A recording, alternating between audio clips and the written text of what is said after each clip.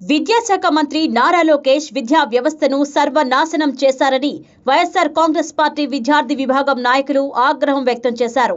ప్రభుత్వ పాఠశాలలో నెలకొన్న పరిస్థితులు, అలాగే విద్యార్థులకు కలుగుతున్న అసౌకర్యాలు, ఫీజు నియంత్రణ లేని పరిస్థితులపై ఇవాళ జిల్లా కలెక్టర్కు విద్యార్థి విభాగం వారు వినతిపత్రం అందజేశారు. ఈ సందర్భంగా వారు మాట్లాడుతూ విద్యా హక్కు చట్టాన్ని ఎక్కడ అమలు చేయకుండా ప్రైవేటు విద్యా సంస్థలకు కొమ్ము కాస్తున్నారని విమర్శలు చేశారు. ఫీజుల నియంత్రణ ఎక్కడా కనిపించడం లేదన్నారు.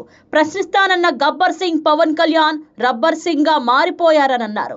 లోకేష్ పవన్ కళ్యాణ్ తన అన్నగా చెప్పుకుంటున్నారని, మరి ఎందుకు తన తమ్ముడిని విద్యా వ్యవస్థ నాశనం చేస్తుంటే ఎందుకు మందలించడం లేదని వారు నిలదీశారు.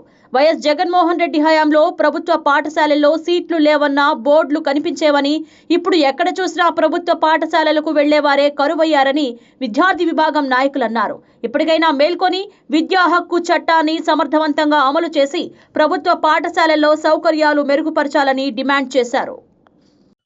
అందరికీ నమస్కారం.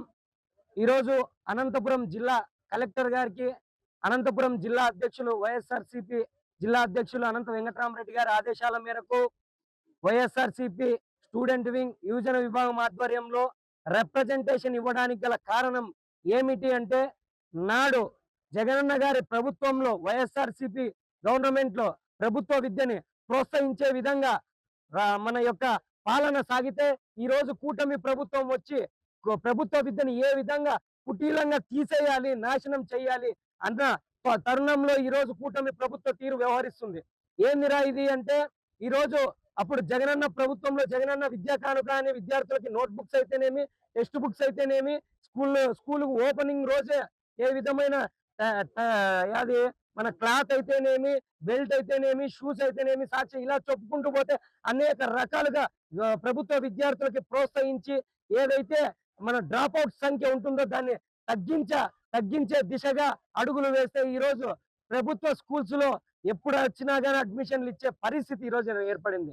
గత ప్రభుత్వంలో అడ్మిషన్స్ లేవు అనే బోర్డులు పెడతాండ్రి, ఈ రోజు అడ్మిషన్స్ పోయి అడిగితే ఇచ్చే పరిస్థితిలో ఉంది. ఎందుకంటే ఎవరు జాయిన్ అవ్వడం లేదు. ఏమిరా ఇది అంటే, ప్రభుత్వ విద్యని నాశనం చేయాలన్న సంకల్పం మన విద్యాశాఖ మంత్రి నారా లోకేష్ గారిదని స్పష్టంగా కనిపిస్తుంది. మన విద్యా వ్యవస్థకి సంబంధించినటువంటి ఫీజు నియంత్రణ చట్టాలు అమలు చేయకపోగా ప్రభుత్వ విద్యని కాల రాస్తూ ఈ రోజు ఇంత జరుగుతున్నా ప్రశ్నిస్తానని గద్దెనెక్కినటువంటి గబ్బర్ సింగ్ అని చెప్పుకునే పవన్ కళ్యాణ్ గారు ఈ రోజు రబ్బర్ సింగ్ గా మారి ఈ రోజు ప్రశ్నించకుండా జీ హుజూర్ అని చెప్తూ ముందుకు సాగుతున్న పరిస్థితి ఈ రోజు ఆంధ్రప్రదేశ్ రాష్ట్రంలో నెలకొనింది. అయ్యా పవన్ కళ్యాణ్ గారు, మీ అన్న నా సోదరుడు మా నారా లోకేష్ అని చెప్పుకుంటుంటారు కదా, ఇదే నారా లోకేష్ గారు విద్యా వ్యవస్థని నాశనం చేస్తుంటే, ఇదే నారా లోకేష్ గారు అనేక అక్రమాలు చేస్తుంటే ఎందుకు మీ నోరు మూగపోయింది అని మేము ప్రశ్నిస్తున్నాం. ఈ సమస్యలో ఏదైతే ఉందో అది అనంతపురం జిల్లాలో, రాయలసీమలో, అనంతపురం జిల్లాలో ఉన్నటువంటి విద్యార్థులకి ఫస్ట్ అందజేయాలి. అందరికీ నమస్కారం.